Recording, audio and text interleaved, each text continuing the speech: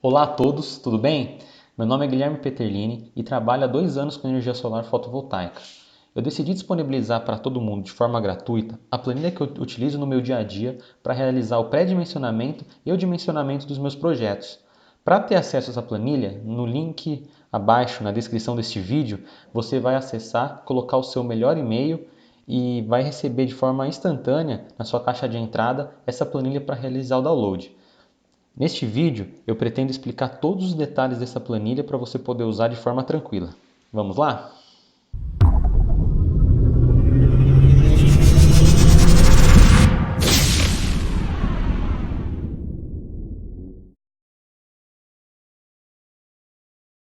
A primeira parte, do pré-dimensionamento do sistema é fazer o mapeamento de todo o consumo, deste projeto, do seu cliente, ao longo de um ano. Assim, nós vamos ter de forma estatística informações, da média do consumo dele, para podermos realizar o dimensionamento de um sistema que vai gerar energia para atender este consumo que nós estamos traçando. Então, a primeira parte da planilha é a gente preencher aqui nos campos em amarelo, qual que é o consumo mês a mês, do cliente e obter um consumo médio.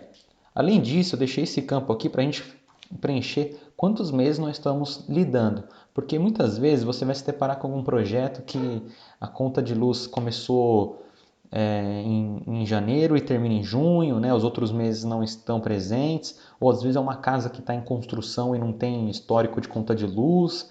Enfim, assim a gente consegue, determinar quantos meses nós vamos levar em consideração aqui na média de consumo. Né? Então, eu vou preencher aqui todos os meses iguais, tá? Para a gente não perder muito tempo. E vou preencher em todos. E vou colocar aqui 12 meses. Assim, a gente obteve aqui o consumo médio de 1.500 kWh por mês. Se eu excluísse aqui um mês, por exemplo, porque a gente não tem na conta de luz, por exemplo, ou não tem um histórico, se eu manter ali a quantidade de meses em 12, olha o que vai acontecer com o consumo médio. Ele vai ficar completamente confuso, né? Então eu tenho que vir aqui e corrigir para 11 meses, que é o período que nós estamos levando em consideração. Pronto, o consumo médio foi corrigido. Agora, a gente tem um consumo médio que nós vamos ter que gerar basicamente todo mês, para atender o consumo deste cliente. Óbvio que terão meses que nós vamos gerar muito mais que isso, o cliente vai acumular créditos e vai ter meses que nós vamos gerar menos, onde nós vamos utilizar esses créditos. Isso ocorre por conta da variação dos dados de radiação ao longo do ano, muito a ver com a posição da Terra referente ao Sol, épocas do ano, equinócio, solstício, que variam, a forma que a gente recebe a radiação. E cada cidade possui um índice diferente. Então é aqui nesse gráfico que nós vamos realizar, o preenchimento da radiação solar de acordo com a sua cidade que você está levando em consideração no projeto.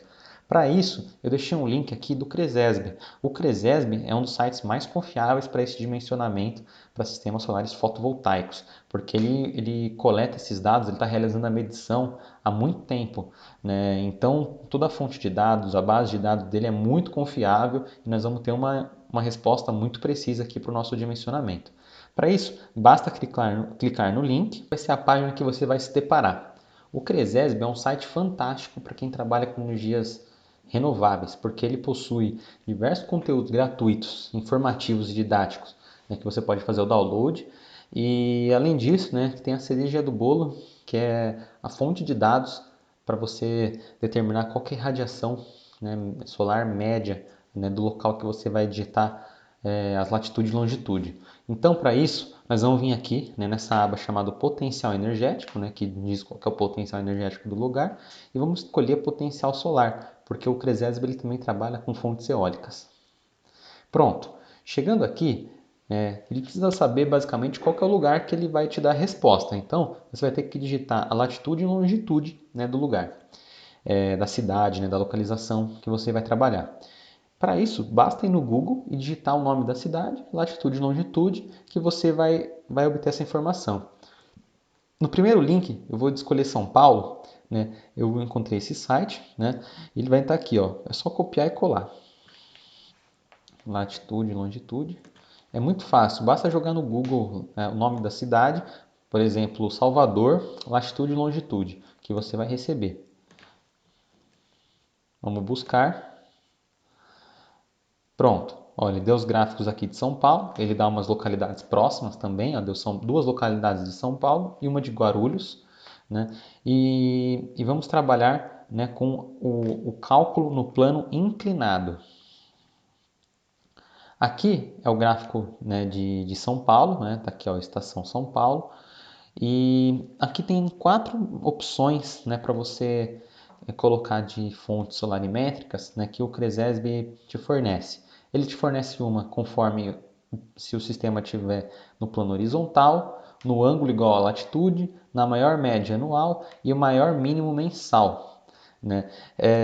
O que é o plano na horizontal? É você deixando o módulo na horizontal, sem nenhuma inclinação, que eu não recomendo, pois a parte de limpeza natural, né, causada por água de chuva, quando você coloca ele na horizontal, ele não vai ser muito eficaz. Quando você já deixa ele um pouco inclinado, a chuva escorre, já fica bem mais interessante. Com o ângulo do sistema igual à latitude, né, que é de 24 graus, tudo voltado para o norte, o ângulo que te dá a maior média anual, ou seja, né, se você traçar a média de todos os meses, esse ângulo aqui vai ser o que vai te dar a maior média anual, e a angulação que tem o maior mínimo, ou seja, de todas as angulações que você colocar, né, todas elas vão ter um valor mínimo, né, de radiação solar. Essa angulação aqui, quer dizer que a inclinação, né, ela tem o maior mínimo de todos. Então, o pior caso dela é o melhor pior caso. Né? O que a gente costuma utilizar é a maior média anual. Né? Nós vamos colocar o sistema inclinado em 21 graus, voltado para o norte. Geralmente, quando a gente está trabalhando em telhado, é difícil, né, deixar o módulo perfeitamente inclinado, né, porque é muito trabalhoso, né, fazer essa correção no telhado. Então, né, na maioria dos casos, né, a inclinação do módulo geralmente é a própria inclinação do telhado. Em sistemas pequenos, né, independente da localização que você está, essa diferença não vai impactar muito no projeto. É sempre bom ter um software para acompanhar, né, quais serão essas perdas. Né? Nós vamos considerar uma perda por inclinação imperfeita, né? Mas geralmente para sistemas pequenos, sistemas residenciais, isso daí não vai impactar tanto. Nós vamos copiar essas informações aqui até o final e vamos colar aqui nossa planilha. Dando um Enter, né, nós vamos ver que esse aqui vai ser o gráfico de expectativa de geração do seu sistema. Né? Vemos que aqui os piores meses estão localizados no inverno, né, que são maio, junho e julho, agosto, né, já tem uma melhoria, e no verão, dezembro, janeiro, fevereiro, já tem uma geração muito maior. Pronto. Agora que a gente já tem mapeado aqui a localização do projeto, vamos ver quais são as respostas que nós vamos obter de acordo, né, com o consumo e a localização para atender, né, o nosso cliente.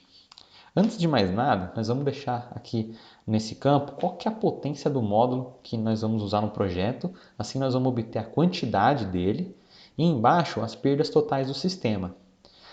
Ter agora de forma precisa as perdas totais no sistema é muito complicado de dimensionar, porque existem diversos fatores que têm que ser levados em consideração e cada projeto possui uma porcentagem de perda diferente do outro. Mas a gente pode considerar, né, para sistemas pequenos e para sistemas até de médio porte, que as perdas totais do sistema, que inclui temperatura, inclinação, orientação, temperatura em cabos, perdas, né, por distâncias, de 25%. E vamos levar em consideração que nós vamos usar um módulo de 330 watts de pico. Pronto. Temos aqui ao lado a resposta de qual que é o sistema solar fotovoltaico para atender este consumo. Nós vamos precisar de 40 módulos, que vão nos dar uma potência total de 13,12. Nós vamos precisar de um inversor de 10,56. A gente tem que analisar nos datasheets se um inversor de 10, né, tem a capacidade de suportar esses 13.2 de módulos, né, depende muito de qual inversor você vai utilizar. Ou senão você vai ter que optar por um inversor de 11, de 12, né, que são os outros valores que encontram-se no mercado. E também a área útil que nós vamos precisar no telhado, né, para instalar esse sistema é de aproximadamente 80 metros quadrados. Né? Isso significa que o telhado tem que ter uma área bem interessante para instalar esse sistema. Por ter esse consumo mais elevado, estima-se que a casa ou que o local seja grande, né? Tem uma área muito grande. Então é bem provável que vai ter também área suficiente para instalar os módulos. Né? Então é basicamente isso, né? Com esse pré-dimensionamento de forma muito rápida, a gente já tem a quantidade de módulos e qual que é o inversor ideal para o nosso sistema. Como eu falei anteriormente, né, a geração ao longo do ano ela vai variar um pouco. Né? Vai ter mês que vamos gerar mais, tem mês que nós vamos gerar menos. Aqui nesse gráfico, né, que eu deixei para o final, mostra qual que é a expectativa de geração do sistema mês a mês. Né? Por exemplo, em janeiro vai gerar 1.575. A gente precisa de 1.500, então vai ter 75 de crédito. Fevereiro também vai ter crédito, março também, porém abril nós vamos gerar menos. Então nós vamos ter que descontar, né, esses créditos que a gente acumulou ao longo do tempo. Maio também, né, mas na média, conforme esse último quadradinho aqui, nós vamos gerar 1.495, que é bem o que a gente precisa. Né? A gente precisa de 1.500, né, 5 watt-hora a menos não tem nenhum problema. Você deve estar se perguntando, poxa, ele não considerou no cálculo de dimensionamento o custo de disponibilidade do cliente. Para quem não sabe o que eu estou falando, né, quando você vai fazer um sistema de microgeração, o cliente vai pagar um custo de disponibilidade que é conforme o seu modelo. Né? Se você trabalha no modelo trifásico, né, se sua casa recebe o padrão de entrada trifásico, né, esse custo é equivalente a 100 kWh. Se você for bifásico é 50, se você for monofásico é 30. Né? Você reparou que é uma energia muito, muito pequena. Né? Porém, para sistemas muito pequenos, né, onde nós vamos fazer um dimensionamento para um sistema, por exemplo, de 200 kWh mês, né, isso representa a metade. Né? Então, de fato, tem bastante impacto no dimensionamento. Porém, para sistemas de médio e grande porte, esses 100 kWh que a gente teria que descontar no nosso dimensionamento, né, pois não vale a pena a gente dimensionar um sistema para gerar ele, visto que o cliente vai ter que pagar de qualquer maneira, porque vai ser o custo mínimo do sistema, né? Eu não considero no meu cálculo, porque é muito desprezível perto do tanto de energia que eu tenho que gerar, né, para atender o meu cliente. Então, acaba meio que virando uma gordurinha, né, no meu sistema, e também, né, ele serve para gerar créditos e atender momentos que a gente não vai ter uma geração, né, conforme a nossa expectativa média. Né? Por exemplo, vamos ver aqui o mês de abril. Né? Nós vamos gerar 24 kWh, nós vamos precisar gerar 24 kWh, né, para atender este mês aqui. Vai ficar faltando, né, porque abril tem uns índices de radiação mais baixos e tudo mais, vai ficar faltando.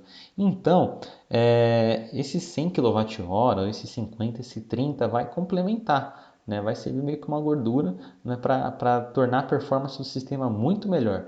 Então, né, não esquentem cabeça com este item, né, no cálculo, né, pois ele não tem um impacto tão grande, né, e a longo prazo ele se torna desprezível. Vamos lá para a segunda parte do nosso dimensionamento. Agora aqui a parte fica bastante interessante, pois aqui o objetivo agora que a gente já tem o inversor que nós vamos utilizar e a quantidade de módulos que nós vamos também utilizar nos nossos projetos, nós vamos definir como que vai ser a disposição desses módulos no inversor.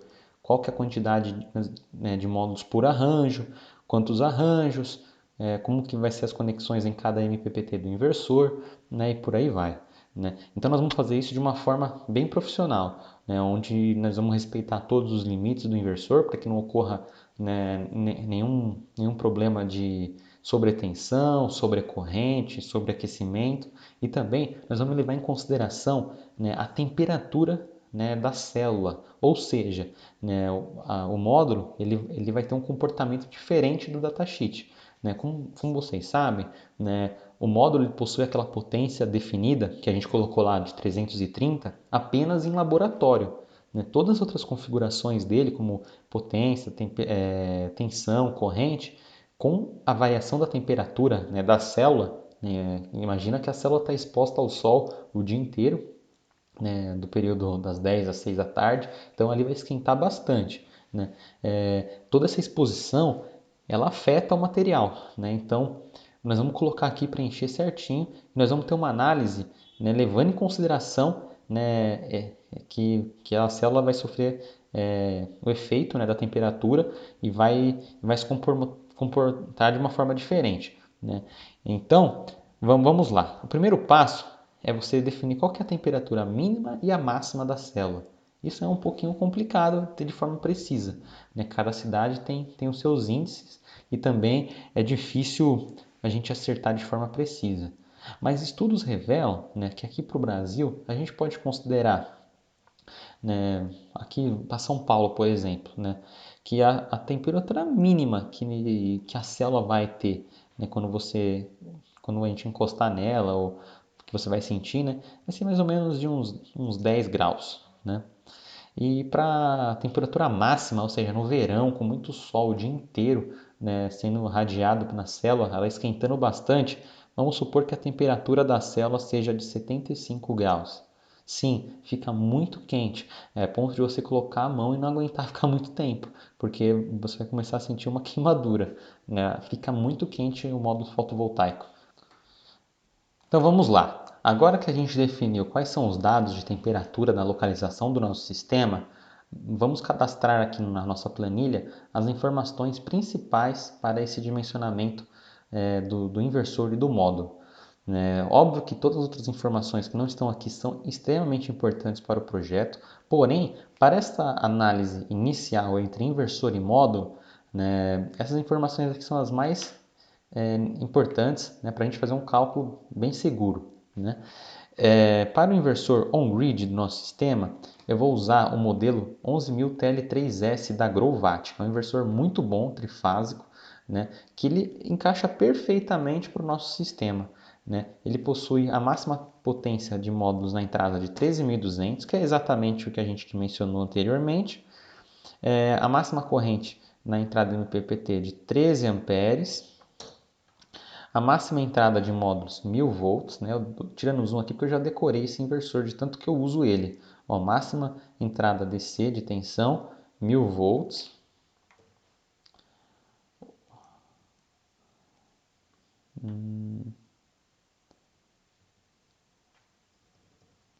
Pronto.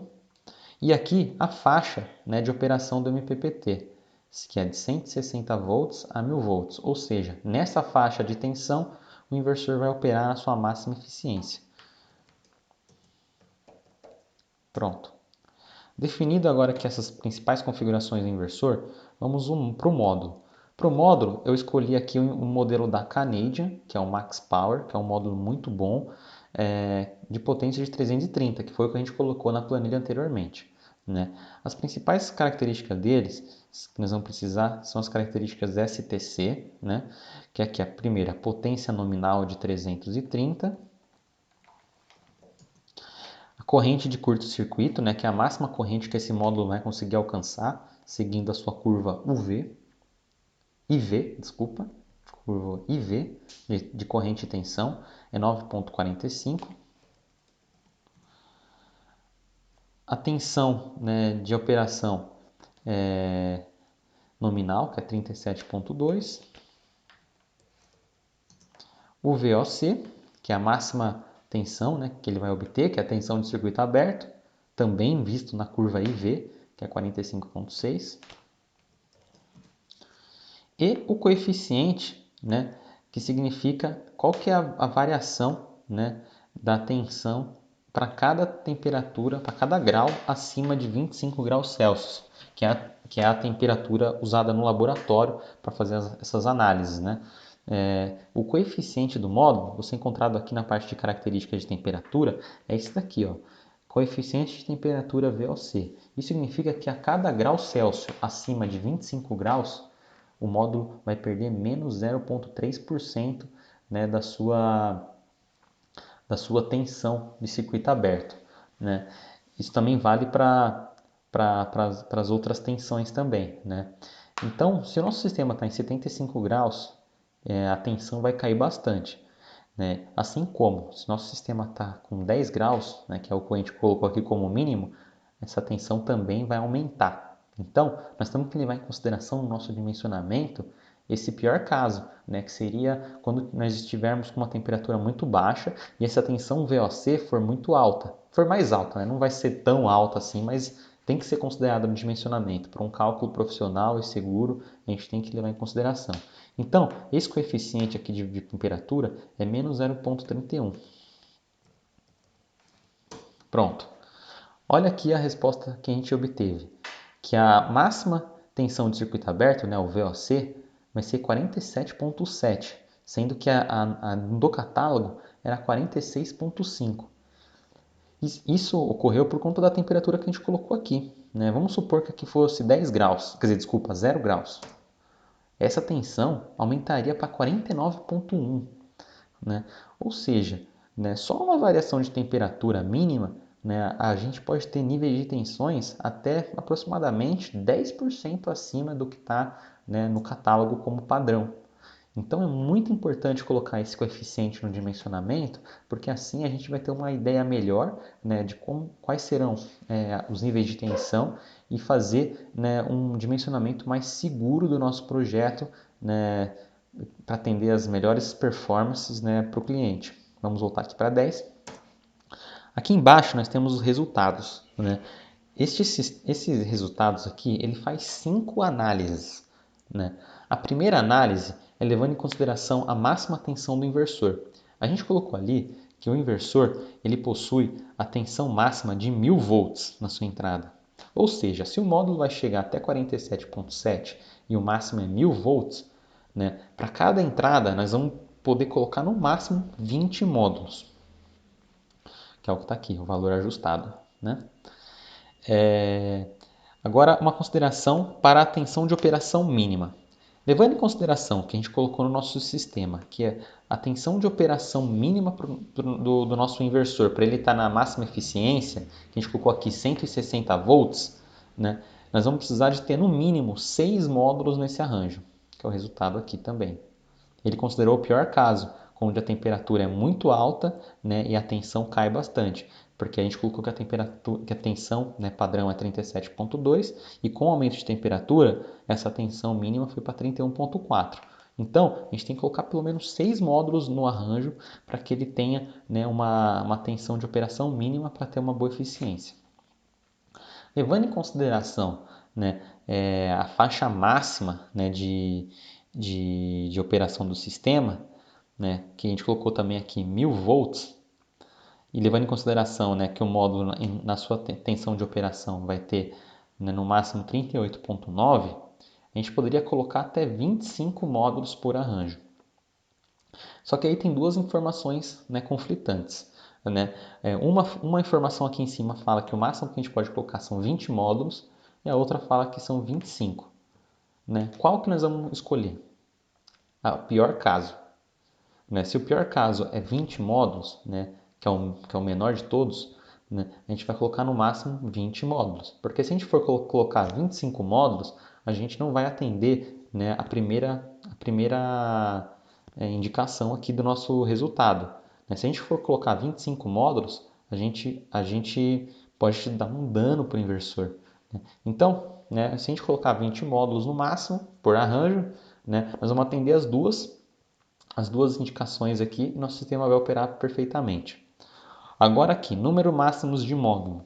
Se o nosso inversor aguenta 13.200 de potência e cada módulo tem 330, o máximo que nós vamos poder colocar é 40 módulos, que é perfeito que a gente dimensionou na aba anterior. Agora, levando em consideração a corrente, a gente colocou aqui que a corrente máxima de cada entrada do nosso inversor é 13 amperes, né? E o módulo vai ter uma corrente de curto-circuito de 9.5, né? 9.45, que aqui está as casas decimais. Isso significa que nós vamos poder colocar no máximo um módulo por entrada que está em paralelo no inversor, né? A gente não vai poder colocar dois, porque em paralelo as correntes se somam, e se a gente colocasse dois, estaria para quase de 20 amperes, que ultrapassaria a faixa máxima aqui de corrente. Então, agora aqui embaixo, né, nós vamos preencher, né, estava preenchido aqui sem querer, nós vamos preencher aqui esses campos em amarelo, né, nós vamos verificar aqui uma resposta, se o dimensionamento está ok, né, está bem feito. Aqui você vai notar que são 6 MPPTs que dá aqui para a gente preencher. Essa planilha tem 6 MPPTs porque você pode chegar em situações que você vai utilizar inversores de 6 MPPTs, né? que são a maioria que você encontra no mercado. Tem inversores já com mais, né? Só que esses daqui você vai atender basicamente tudo, né? Como o nosso inversor, vamos abrir aqui o catálogo da Grovat, possui 2 MPPTs, e cada MPPT tem uma entrada, né? Então a gente não vai poder colocar dois arranjos nessa mesma entrada, porque aqui a condição não deixou, né? Nós vamos utilizar MPPT1 e MPPT2. Nós vamos colocar aqui no MPPT1 um módulo, né, em paralelo, né, ou seja, não tem nada em paralelo com ele, então um módulo na entrada e número de módulos por string. A gente viu lá em cima que o máximo é 20, vamos colocar 20. Aqui a verificação deu bom e deu bom, e aqui também deu bom, então o dimensionamento está ok para esse MPPT, ele não vai ter nenhum defeito. Vamos supor que a gente decidisse colocar 30 aqui e aparecer alerta, né, não é recomendado, nem pode, né, você vai queimar o equipamento. E se você colocar duas strings aqui, também vai dar alerta, né, que não é uma boa alternativa para o dimensionamento. Então vamos voltar aqui para 20 e aqui na segunda MPPT vamos seguir, né, o mesmo. Uma arranjo e 20, né, módulos nessa string. O resultado, né, vai ser que nós vamos ter uma potência total do sistema de 13.200 e ele está ok. Ele não tem nenhum problema, não tem nada aqui que possa, né, danificar o sistema. Vamos supor que a gente colocou aqui 25. Nós vamos ter uma potência total de 14,85. Isso aqui é um alerta, né? Isso aqui é um sistema que está muito acima do dimensionado, do máximo do inversor. Você vai ter que colocar um inversor maior aqui para atender, né, esse projeto. Vamos voltar aqui para 20. Pronto, pessoal. Espero que vocês tenham gostado, né? Essa planilha aqui não é uma planilha definitiva, né? Existem muitas outras coisas que a gente precisa criar, que a gente precisa utilizar para fazer um projeto completo de energia solar fotovoltaica. Porém, eu tenho certeza que é uma ferramenta muito útil para você trabalhar, para você ter respostas rápidas, para você ter informações na sua palma da mão, para você realizar um projeto ou um pré-dimensionamento, né, como que é o objetivo desse vídeo, né, de uma forma muito ágil e muito precisa, te ajudando bastante nos projetos e fazendo cada vez mais, né, você atingir as suas expectativas e melhorando a qualidade do seu trabalho. Espero que vocês tenham gostado. Nos vemos numa próxima. Abraço!